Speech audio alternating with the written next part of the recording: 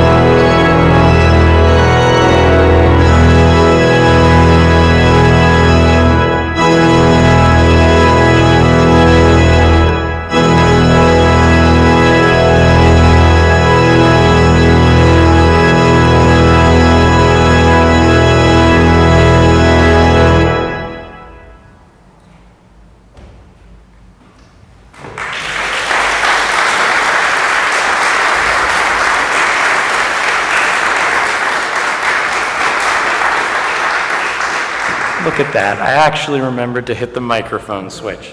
The work we just heard is by Marcel Dupré, and it is titled Cortège and Litany. Despite working fabulously on the organ, this work actually began its life as a composition for chamber orchestra, which was then arranged for solo piano.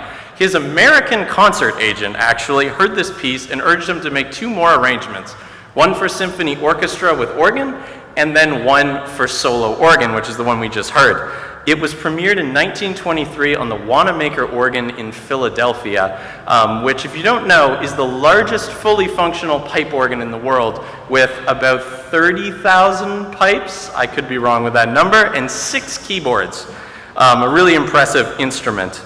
You might have noticed that the work kind of features 2 major themes. The cortège is the first thing we hear, that kind of chorale on the strings, which translates to solemn procession, and it has become quickly one of Dupré's most iconic melodies.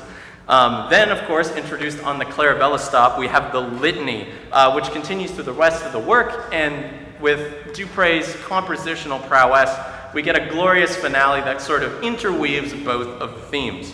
So from here, we're going to move forward to England with 2 pieces by Sir Edward Elgar. Similarly to the Dupré, neither of these pieces are originally for organ. Both are transcription.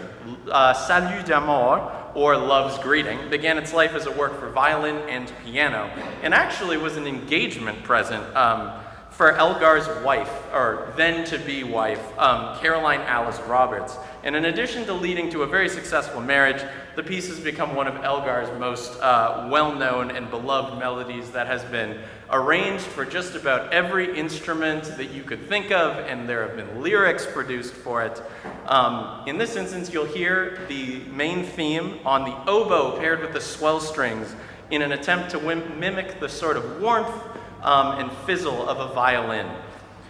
Nimrod comes from Elgar's Enigma Variations, which is a set of 14 variations for orchestra that brought Elgar his international fame and success and are very frequently performed today. These variations are said to be linked to 14 of Elgar's close friends and loved ones, and he's woven in their initials musically.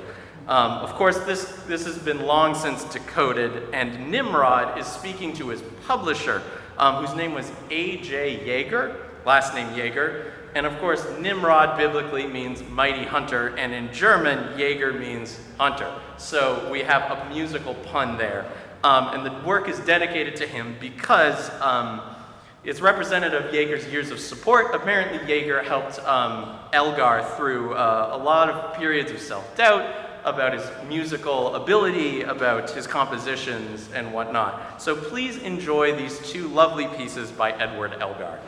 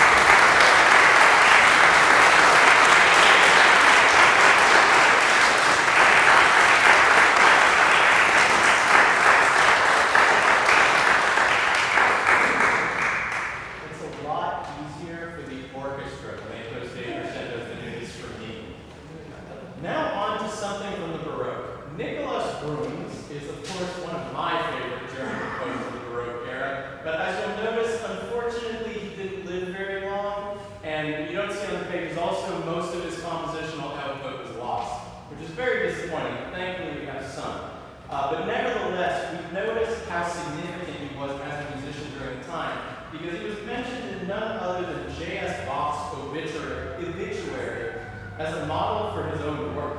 He was known this time as a virtuoso organist and also a virtuoso violin player. So needless to say, he came from a very musical family. He spent a lot of time traveling, and one of those journeys he went on was to study the organ with none other than Buxtehude. And his music shares a similar format to Buxtehude. It has this Baroque stylus fantasticus style, which is an alternation of fantasia section and then very sort of structured fugal section. And the prelude in E minor is no exception, of course, with its crazy chromatic melodies and very rhythmic fugues. Famously, there's a section in the middle that Bruns is alleged to have played on the violin with his feet playing the bass line on the organ pedals. But since I have never picked up a string instrument in my life, you're going to get the 4-foot flute on the swell. Please enjoy Bruns' Preludium in E minor.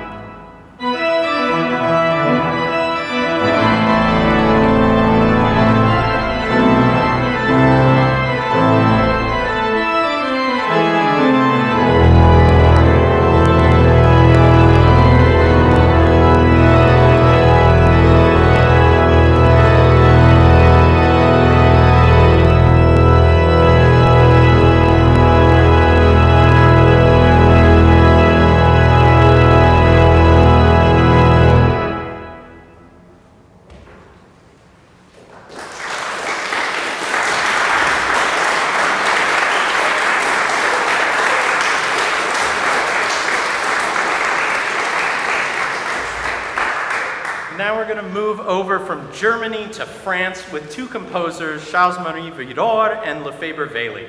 These two composers are linked not only through their country, but also through their church job. Both Widor and Lefebvre-Wely famously served as organists at Saint-Sulpice in Paris. Lefebvre-Wely was also close friends with Aristide Cavée-Coll, who was famously the organ builder that built the organ at Saint-Sulpice and revolutionized the French symphonic organ style of building. Organ building style. There we go. That's how to say that. Cavée-Coll invented a stop called the harmonic flute, which is essentially just a very large open metal flute with no stopper in the top, and it had famously a thing called treble ascendancy, which means the further up the rank you go, the louder it gets, which means you could accompany it with itself. So you could play your left hand in the tenor range and your right hand further up. The piece by Widor I'd like to share with you, the Andante sostenuto from his Symphonie Gothique, makes great use of this stop. We don't have one, so I am faking it. It's a very prominent thing on French organs. Most American organs don't have them in the same way, so we're going to fake one. The Andante sostenuto comes from Widor's Symphonie Gothique, which was written around the turn of the 20th century. It demonstrates very rich and adventurous harmonic language for the time. The Lefebvre-Wely piece, by contrast, represents pop music from the mid-19th century, or also known as Italian opera. That's what was popular at the time. So he is known for incorporating these operatic themes into all of his compositions and improvisations. And this one is no exception. The March in E-flat mimics this Italian overture form, and then it all concludes in this big accelerando passage, which brings the whole work to a rousing conclusion. Please enjoy these two works from the French Romantic era.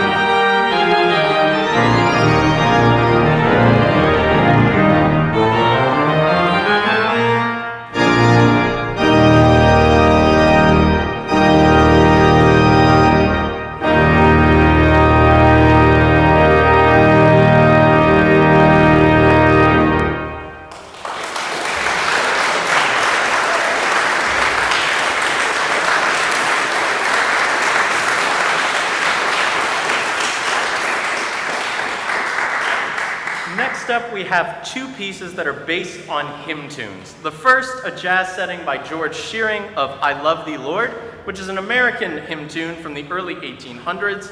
It's not in a ton of hymnals, so if you're an Episcopalian, you've probably never heard it before. But if you're not, there's a chance you have. Shearing's setting of this hymn, setting of this work is nothing other than cheeky is the adjective that comes to mind, which features a ritornello on the sparkly 8 and 2-foot flute stops on the swell, and it has a bit of a surprise towards the ending, so listen out for that. Following that, Healy Willin's Prelude on Slane, which is the opposite of cheeky, if that's a thing. Healy Willin was a Canadian organist and composer who famously served at St. Paul's Bloor Street in downtown Toronto, and then moved to the Church of St. Mary Magdalene because he decided he was tired of St. Paul's Bloor Street's low church nature. Slane is a hymn tune that's often paired with two different texts, Be Thou My Vision or Lord of All Hopefulness. And while both of these texts are different, they both revolve around a sense of hope, comfort, and an ask for guidance. The text at the top of Willin's score, the quote he uses is "at the close of the day." Please enjoy these two very contrasting settings of hymn tunes.